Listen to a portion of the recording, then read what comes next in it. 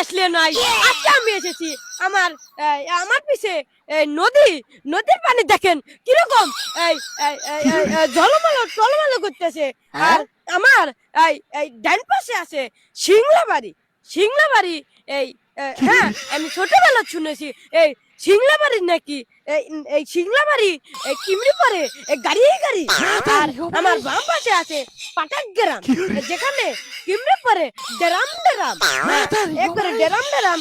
আর আমার পিছনে যে এই এই এই নদী দেখতে পাচ্ছেন, যখন বাতাস ওঠে তখন নদীর বালুগুলো এই কেমন যে ঢেউ খেলে।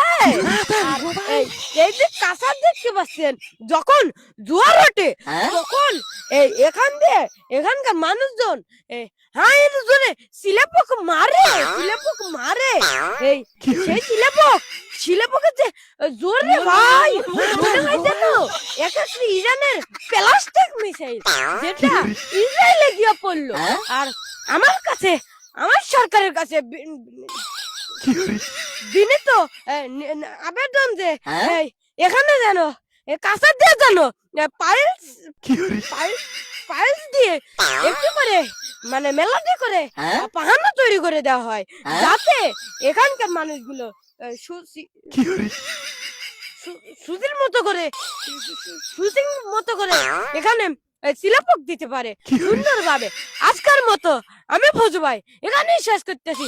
Everything is get very thorough.